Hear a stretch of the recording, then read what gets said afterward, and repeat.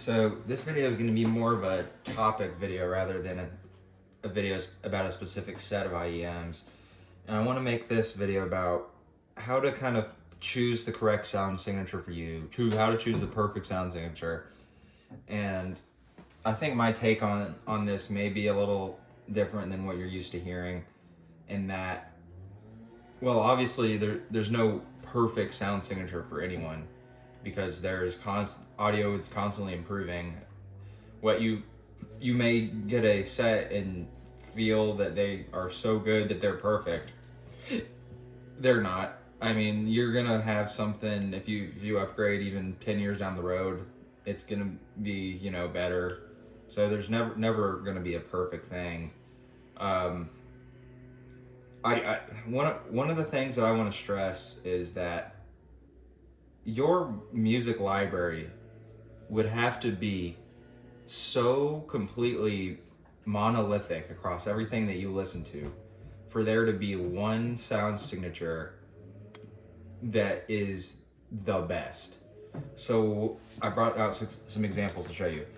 IE600. This is a real high-end set. These are kind of, I find them to be kind of a jack of all trades. And what I mean by that is there are not genres or types of music or musical presentations that this struggles with, pretty much, period. I don't think there's anything that I wouldn't recommend you listen to these. Now, on the other hand, you have sets like this C Audio Bravery, okay? So this is also an expensive set. These are $300.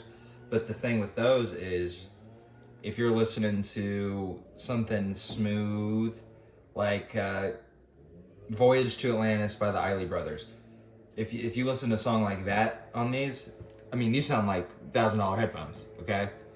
If you're listening to something that commands bass, like some type of dancey, something, pop, rap, you're not gonna like how these sound.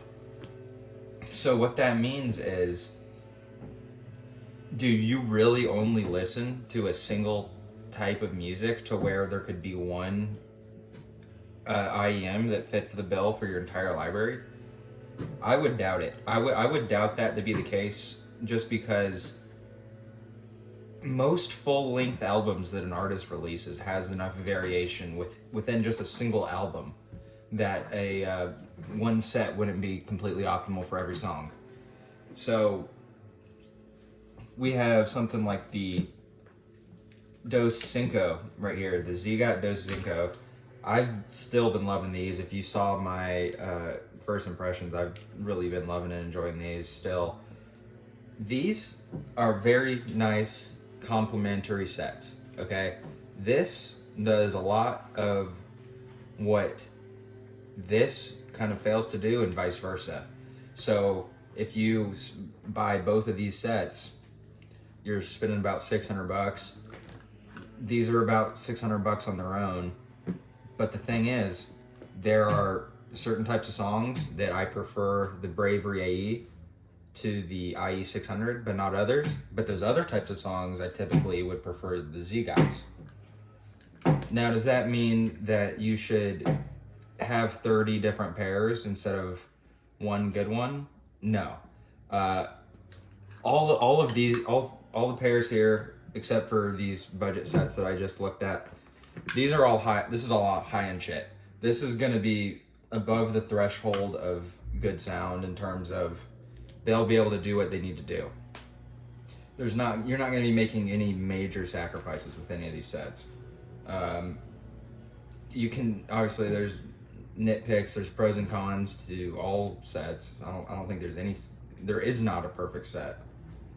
So it depends on what you listen to.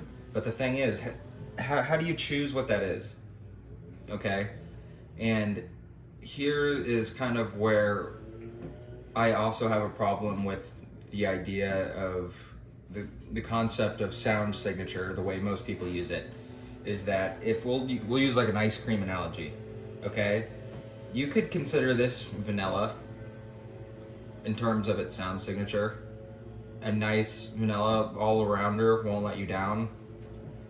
but there's different grades of vanilla. You have the ghetto cream big tubs, then you have some gourmet Ruth's Chris, you know, knock your pants off vanilla. So to say that you prefer a sound signature, as in I prefer V-shaped IEMs, that doesn't make any sense, because two V-shaped IEMs, even though they may graph in a way that indicates they're V-shaped, are going to sound completely different. There's nothing within them being V-shaped that necessarily means that they're gonna have the same type of performance on the same tracks. You know? So what you need to do, in my opinion, is when you buy a set, don't pay attention necessarily to the sound signature, okay? The only type of exemption from this may be Harman, because Harman's an actual, like, a targeted curve rather than like a general sound signature.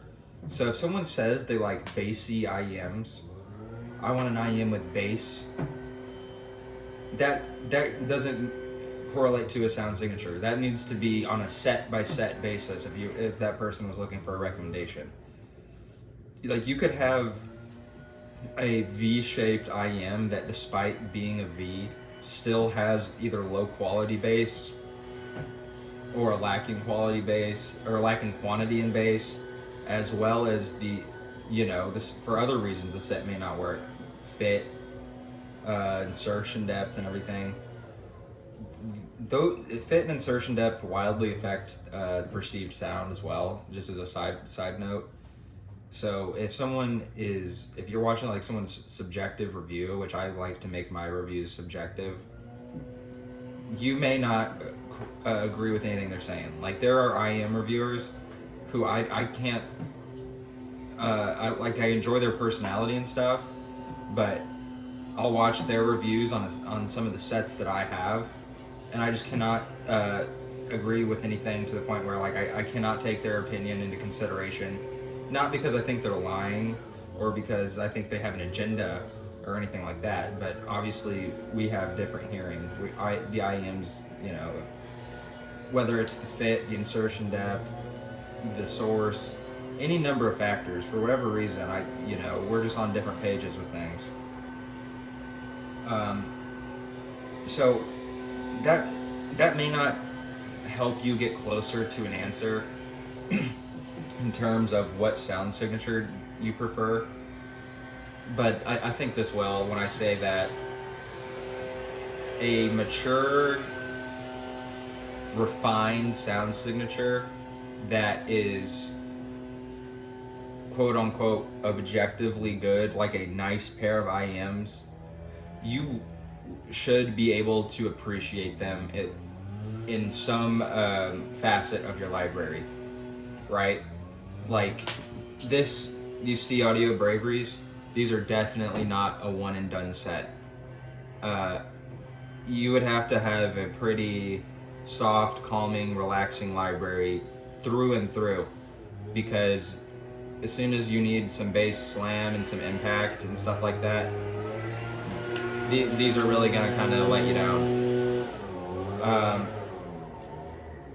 The Dos Cincos, one, like every other set, they're better at some things than others. I apologize for the background noise. I'm not sure if the mic will be picking it up. I'd imagine so.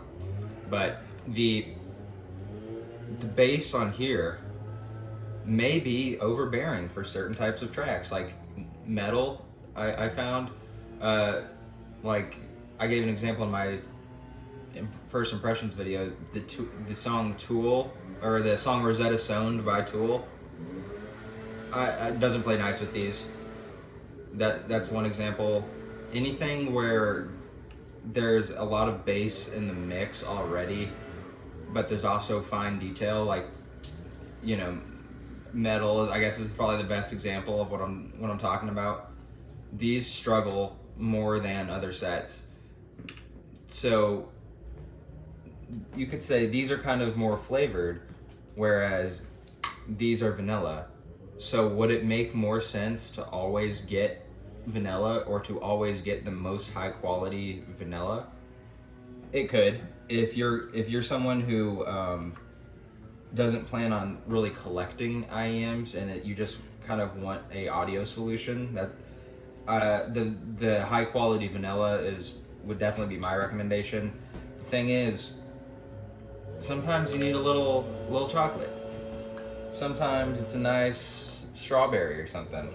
Like you don't always prefer vanilla. I mean, I actually typically get vanilla, but there's not a set that's the best at everything for everything. So to think that you can find a preferred sound signature and just rock with it the rest of your life, and oh, this is for me, warm, that's me. I guess maybe you can prefer it. I don't think that you will continue to prefer it long term, in terms of hopefully your music library and what you're listening to and what music you're aware of is constantly expanding. I would hope that's the case. If you kind of have a closed library and all right, these 2,000 songs are the only songs I'm gonna allow myself to hear for the rest of my life. I mean, for whatever reason, if that were to be you, I guess you could kind of make more of a end game type decision. But I would kind of urge you to take some of the buying pressure off of yourself, in terms of, oh, I don't know what to get. I don't know about this sound signature, because chances are, if it's anything other than like a neutral sound signature, you're gonna have stuff that plays nice with it. You're gonna also have stuff that doesn't play nice with it, right? I feel that speakers are better in this sense, in that it's easier to have a setup that kind of plays nice with everything. You also have the ability to EQ, which it's not that I'm not a fan of EQ, or it's not that I don't recommend people EQ, but there are certain hoops that you have to jump through in order to do it correctly. And for example, like if you're an iPhone user, you cannot properly EQ your stuff without buying either the Qdelix 5K, or I believe the BTR 15 now has a parametric EQ.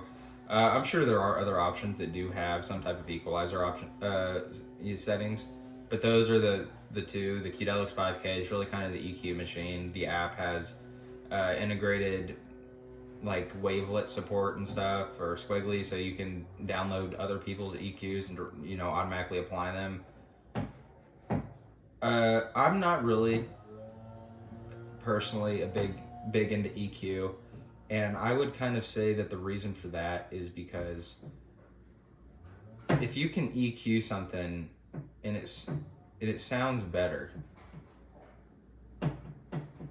you should either be buying a product that's closer to that, FR or sound signature, or whatever you want to call it, or the audio engineers of that company did something wrong, and at that point you shouldn't be buying a product that you have to fix. Now, a lot of people like to do just minor EQ, minor adjustment, stuff like that.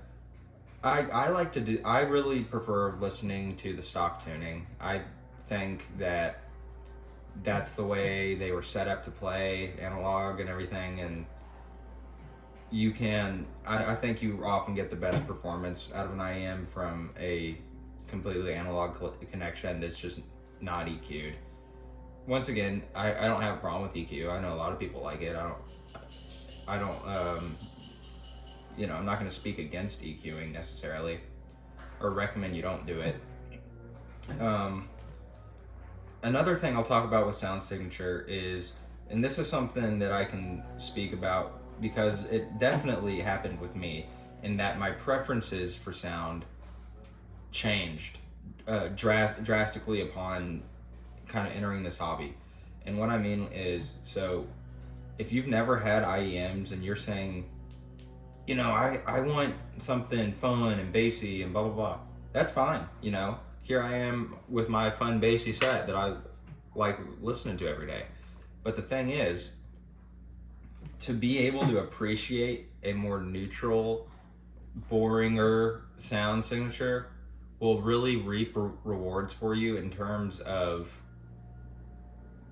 relaxation, being able to just step out of your comfort zone and just I don't know exactly how to articulate it, but being able to enjoy a more calm or uncolored sound signature, I think I think it reaps rewards in your listening, in your critical listening. I think you get a more accurate portrayal of the sound a lot of the times. But it also depends. So like, if you're listening to something like Billie Eilish, that's one of the artists I use to test, especially for like bass dynamics and bass tactility. These sound completely natural and tonally balanced with that. But like I said, with metal or something, it doesn't. Whereas a neutral set, if you feel like you're lacking bass, and that it's not tonally balanced, it's not really your set. That's just the mix of the song. So these are fairly neutral. Okay, these are pretty neutral. These are neutral in presentation. They graph a little more with like the elevate, a little more V or U shaped. But the thing is, these resolve so well that even though if the mid-range frequencies are more recessed in terms of amplitude, it is not at all recessed in terms of presentation and the way like you can't hear it. It's so clear through and through across the entire frequency range that if you find the mids to be recessed, all you have to do is tap the power or the volume button up a couple notches, and then you're where you want to be without introducing fatiguing highs. At least for me, that's like the number one complaint I've heard with people about these IE600s is they find the treble sharp, and I do not experience that to the point where I'm really convinced that I must have made an amazing pairing between the IE600s, this custom Hart audio cable, and the KN-RU7. All this in conjunction must be doing something special, because I'm not getting any type of sibilance, sharp treble, fatiguing highs in any way. Another thing that I'll talk about with sound signature is source equipment, right? So, in theory, objectively, the better the DAC, the more uncolored and transparent the sound is. This isn't going to be a computer engineering class about what a DAC is, but it converts the ones and zeros, the binary code, the digital file into an analog signal. And the better it can do that, in theory, the more clean and uncolored and pure that sound is. Coloration is distortion. So if you have something that adds warmth to your sound, that's fine. There's nothing wrong with enjoying that. But that warmth is distortion, because that's not a part of the original sound. Okay? So you want a clean DAC. The amp is typically going to be what would be colored or add some type of coloration, as opposed to the DAC. You don't really typically want that to happen on the DAC level. But once again, regardless of what a DAC or amp should do, it will affect your sound. It absolutely will affect your sound. There are DACs and amps that I've had that I love, and DACs and amps that I've had that I've hated. So, for example, Apple dongle, it's not that I hate it at all. There's nothing wrong with it. When you factor in the price, this is such a great value. This is far better of a value at this price than these $20 IEMs are at their price, because this isn't just good for the price. This is actually somewhat good, period. It's a clean DAC, you know. Really, for IEMs, this should give you enough power, typically. So, saying that, why do I have this? This is definitely better, 100%. The differences between this KN unit and then something like the Apple dongle is gonna be enhanced soundstage, imaging, bass dynamics, bass tactility. Just the fine details of the presentation are overall going to be more refined, and then you're spending the money for it. So back to the IEMs. Let's say you prefer J-pop, or you listen to K-pop and J-pop, what sound signature is the best for me? It's an unanswerable question.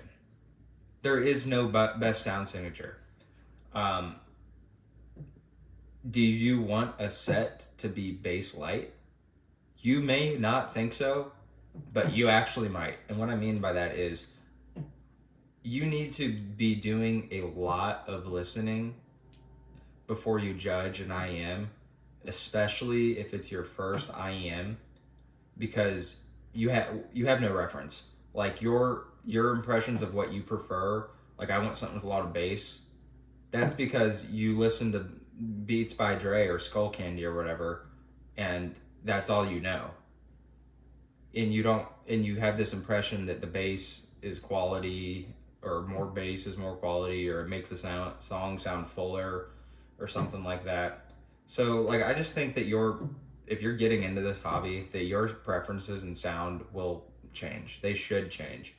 If you prefer the Beats by Dre curve after spending a bunch of money on stuff, you didn't achieve anything. You're an idiot for spending all this money on crap when you can't appreciate it. So a nice, relaxing, calm. I would recommend this to somebody who wants these braveries, to anybody who would want to like step out of their comfort zone and hear kind of what I'm talking about in terms of a calm, smooth, non-fatiguing presentation with good articulation, good note weight. You get a 3D, sound stage, all the good stuff like that. But it's just a nice, smooth, unoffensive listen with good vocal timbre and good texture on vocals and instrumentation. So to base your purchase off of the sound signature and not factors like that is unwise, in my opinion. I would highly suggest at least doing what you can to adopt the mindset that these audio engineers who are in that industry and have trained and landed themselves jobs at companies like this to come up with sound signatures know more than you. So go into it with the understanding that this is correct. So brain burn-in is extremely real. I actually watched a video of a guy who worked at 64 Audio, and he was talking about how brain burn-in has such a large effect on the way you perceive the sound, that if you're someone who's trying to understand how something really sounds, that the first minute of listening where you have not adjusted at all is actually going to give you the most accurate viewpoint of the objective sound of the device. And it's not that I disagree with him in that his statement is false, but if you're listening for 2 hours and you have an hour and 50 minutes of pure bliss, and then the first 10 minutes are kind of weird or wonky, you think it's bass light or this or that, what's more important, the first 10 minutes or the actual duration of what you're listening to? So I would recommend, giving things a chance, trying to step out of your comfort zone. If you find that something doesn't play well with your library and it's like a high quality set, expand your library and find something else that they play well with. Um, I listen to as large of a range of music as anybody I've ever met. I don't say that boastfully, just as a simple matter of fact. And I found that if you make a conscious effort to expand your palette in terms of what you like and don't like, and you kind of listen to a song that you traditionally wouldn't enjoy, but you try and adopt the mindset of the fans of that music and understand what the people who see the value in it are seeing, that's when you can grow and learn to enjoy. So if you have a sound signature that you just, if you buy IM and the sound signature isn't something that you prefer, I would do that. I would try and see where they fit. If you can't find anywhere, return them. If you've listened to everything under the sun, you've had them going for 48 hours nonstop in your ear. You've been injecting yourself to stay awake and listening to every type of song you can, and it's not working. At that point, send it back. I guess the product isn't for you at that point. But try and find the merits in these things. If you're someone who's going after multiple sets, especially multiple sets in the same price range, like these two, it doesn't make any sense for them to be the same sound signature, because at best, the new one is better than the old one, and then now you have something that's obsolete, but you still have a hole in your library that can't be filled by something like these two that are complementary to each other. I already made a video about these nice HCK DB2s and whether or not I recommend them. Hell no. You just got to spend more than $20. I guess it's not real popular to say that. Maybe I don't see how you can really connect with the music with these. I think these hold you back to the point where you do need something better in order to get the most out of your music. That's not to say that you need something at this level to enjoy your music at all. I don't necessarily, so I absolutely enjoy these more than my first pair of IMs that were actually of decent quality, which is the Moondrop Starfield. Don't get me wrong, much prefer these sonically, 100 times over. These Starfields, you'll still shed a tear. You can still connect with the music. So anything of quality is going to allow you to do that. It is preference from there, but it's also putting your personal preferences aside and kind of letting the IEM take the driver's seat and showing you a different flavor and trying to assess it with good intentions rather than, this doesn't have any bass. This doesn't. Blah, blah, blah. I'll tell you this. My appetite for bass and IEMs overall has significantly decreased as opposed to when I was just getting into this or anything like that. A good, well-controlled, articulate bass with proper dynamics, tactility, and everything like that, to me, can be much more satisfying than an experience where you have quantity of bass, but it's lacking in quality. Even on the same songs, even if it's a more bass heavier song in certain instances. So I just do not be afraid to step out of your comfort zone. If you climb the ladder from $20 to $5,000 and your collection has everything you buy is just a better version of the last thing, I mean, you got to the destination, but how was the journey, right? So I don't know.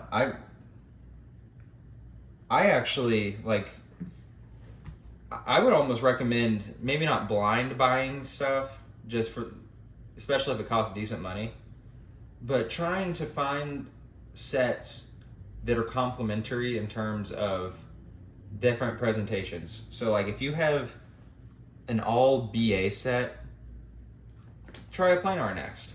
Okay, the driver types absolutely affect the sound signature, in the fact that certain driver types do certain things better. Like BAs are very airy and sparkly. up top in a good way. Good sparkle is a great thing in the IEMs. These do it. The key is to have it nice and articulated and extended in the treble without being fatiguing.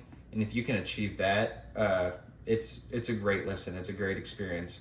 That's kind of what you could classify as micro details, is being able to do the real high frequency stuff without any fatigue or piercing sound. So I guess I know this is a bit of an unorganized video. I haven't done any planning. Just kind of turned the camera on. But my overall message is, don't pledge your allegiance to a single sound signature. Do not allow yourself to become monolithic in terms of what you listen to where you would even benefit from only owning a certain sound signature. Enjoy the range of music that exists. If you have a streaming service, or even if you don't, if you have access to youtube.com, there is more music on there that you would enjoy that you haven't heard than music you have heard. Total. Like, if I have a channel playlist that's, if you go to the community tab on this YouTube channel, I have a playlist. I tried to include a wide range of stuff, and a lot of the songs may be popular, or songs that are popular within that genre and stuff you've heard, but I guarantee there's going to be something you haven't heard, and I think every song in there is good. So if you're someone with a monolithic library and you don't even know where to begin in expanding your library, I would absolutely recommend you start with my playlist. Another thing you can do, just start clicking, like rabbit hole clicking. Like, go to an artist, they'll have their related. Click someone you don't know. Listen to a few songs of theirs. Go down to their related artists. Click something you don't know. 3 or 4 times in, after 3 or 4 steps of doing that, whatever you're going to be listening to is going to be completely different than whatever you started with, and it's going to be something you've never heard before. And people who find musical success, like artists who have not even millions, but just thousands of listeners, monthly listeners and whatnot, and I know it tells you that like on Spotify, there's obviously some merit, and it's just up to you to open up and hear it instead of being closed off and discounting their work or disregarding it. It isn't for me. I hate electronic music. I hate pop music. All that is retarded. I mean, here's an example. I'm not particularly religious, but there is all sorts of amazing gospel music out there that would bring a tear to anybody's eye, and you're never going to hear that because you're closed-minded about something, So don't narrow yourself to one sound signature. You want to cover everything. You want your library to cover everything. The joy and thrill that you get from finding that song that you never otherwise would have heard, but now it's the best thing. You can't get out of your head. You like it so much that you just listen to it on repeat, and then you've listened to it so much that after a week you just got to turn it off. Being able to do stuff like that and find those songs throughout your musical journey is what it's about. So make it about the music. Listen to new stuff. Don't narrow yourself down to one sound signature or one type of music. So I hope that helps, and I hope this encourages you to, with your next IEM purchase, choose something that people enjoy that isn't what you enjoy. And if you don't like it, you can sell it or send it back. But if you never try that, I think you're missing the point of the whole thing. So thank you.